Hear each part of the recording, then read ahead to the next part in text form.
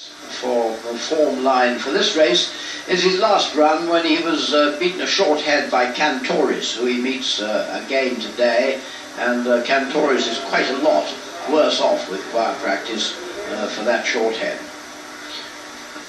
I must admit that I thought that he was going to win that race at Ascot. He came in with every chance. Cantoris, not an easy horse to beat. Langtree Lass, we've seen her win already this year, and Russell Price riding her today.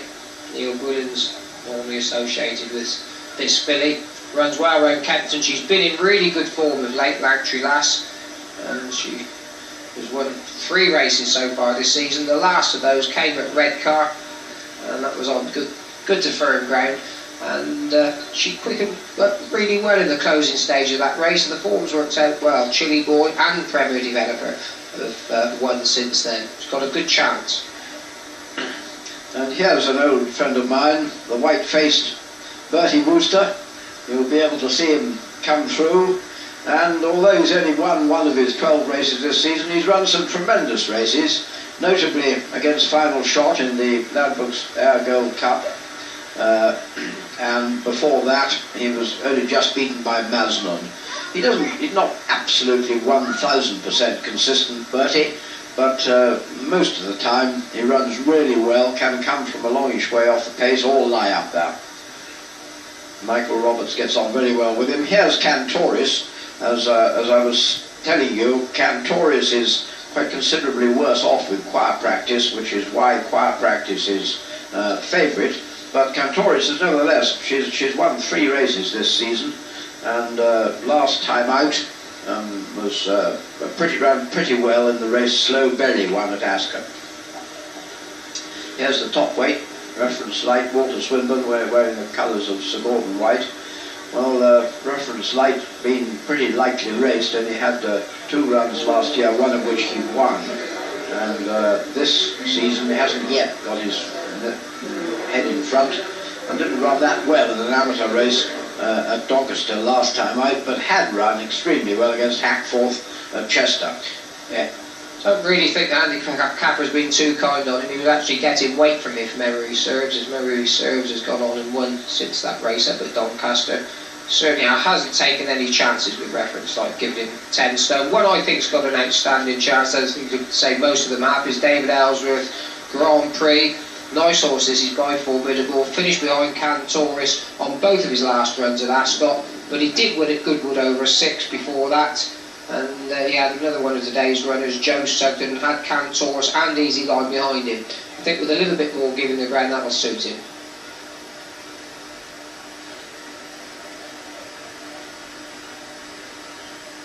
And that's number 5, Easy Line, which might be a change of colours, depending on which paper you had. Ray Cochrane rides Easy Line. Has won 3 races this season and beat Lady Tap the other day at Pontefract. Let's hear now from that Turkish Sultan down in the ring. I hate to say it, my noble lord, but somebody says he looks like a fat King Farouk. And I said, well, King Farouk was a fat you-know-what, and they said exactly. So we'll leave that aside, right? 6 to 1 the field, that's choir practice, and 9 to 1 against Bertie Wooster, running in the race for the 3rd time, was runner-up 2 years ago. There's 10 to 1 bar the 2, good money for Grand Prix, 11 to 1 and 10 to 1, greatest jockey gave that a mention, and I reckon the best information down here is this Langtree Lass number 15, who has been a 14 to 1 chance, some are calling 11 and even 10 to 1. Good each-way support for Langtree Lass. 10 to 1 against Easy Line, 10 to 1 Guns N' Roses, and money for Craft Express too. 25 to 1 it was, it's now a 16 to 1 and 14 to 1 Craft Express. So the 2 horses back to the outside is a Craft Express and Langtree Lass, but very solid 6 to 1 crowd practice. But all day the bookmakers have been forking into their satchels, paying out the punters all the time. They're not going to get much back on this, a weak betting heat. The punters have got their money and they're keeping it. Well, if they've got some, that's good luck to them. There's Leicester riding for his son-in-law William Haggis there, and he's put up a pound overweight, carrying 8 stone 9 this filly now, Altea.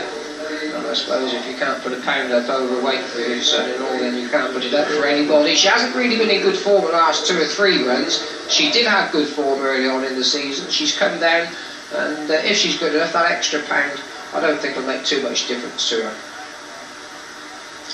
Let's have a look at Frankie Dettori's mount, Guns N' Roses, who's won a couple of races this season.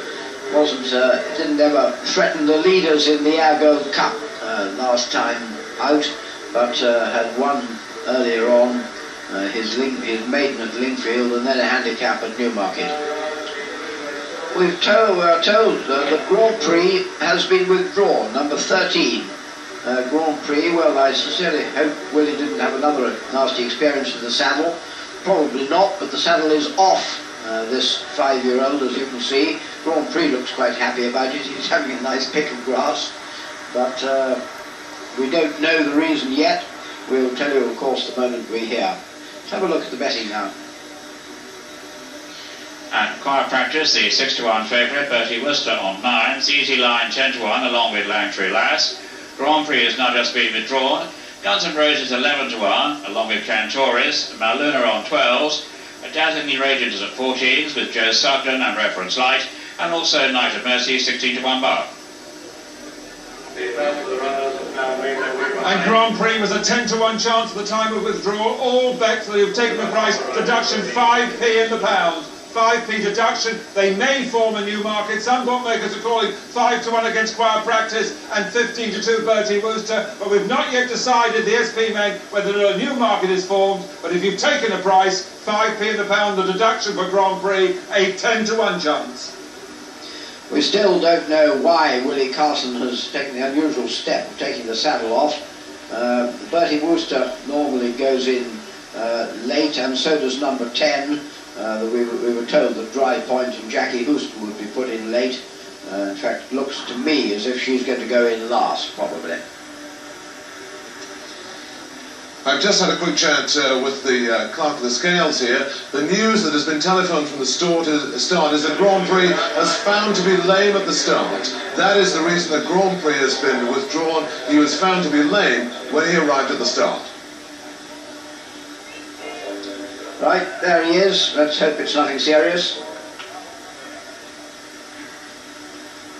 Well, certainly doesn't look to be anything too much amiss with him. Probably just may have had a little nail just gone a bit close to the wall of his hoof or something. Well, obviously can't be too late.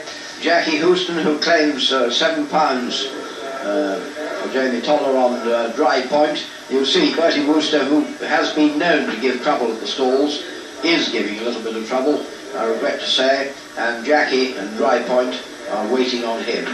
And you just see that there's more to the handler's job than often meets the eye. You probably appreciate how good a job they do. But this horse that on this side, Dry Point, they've been watching Bertie Wooster, making sure the two go in together. They are all in, Graham. A lot happier for you, Mrs. Harwich. They're all yours. But the favourite, Choir Practice, was a little bit slowly away in the dark green jacket on the right of the pack. Cantor is showing pace. Also, Altair and Leicester are spearheading the field now for the first furlong. Ferox is going in pursuit. Maluna's bang there. Dazzlingly Radiant's there too, but it's Leicester on the grey in the centre of the pack that leads. Dazzlingly Radiant's the grey towards the right. Ferox towards the right of that. In behind them comes Cantoris. Dry Point in the pale jacket on the right of the pack too. In behind them comes Knight of Mercy. Bertie Wooster's close enough to Knight of today, if good enough. And Reference Light and Stripes of red and white's running fast too. They come down towards halfway. Altair the leader with Dazzlingly Radiant in the chevrons. Reference Light in the stripes. Maluna in behind it. Ferox. Then Cantoris. Craft Express is on the extreme right of the picture. Dry Point tries to come with a run too. Wide open race. Any one of them could win. They've got just over a furlong to go. Joe Sugden's coming with a run. Altair still has it from Reference Light in the stripes. Bertie Wooster on the far side. Cantoris, Ferox, Joe Sugden coming with a run. Maluna is out of it inside the final furlong. And Altair gives up as Reference Light goes on.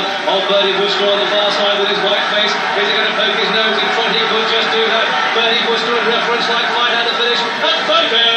Oh, that's close. Leave that to the judge. Bertie Wooster, Reference Light. Altair might just have got third. Line of Mercy.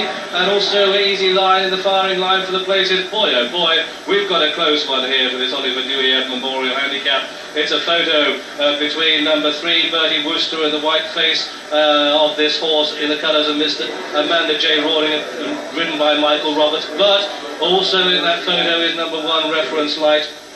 And on the near side, well, that's reference light, and he could just have got there. It's desperately close. Don't forget, old Bertie Wooster's got a white face, and he may just have paled a little bit behind, but I don't know on that evidence. Reference light has got there with Bertie Wooster in second place.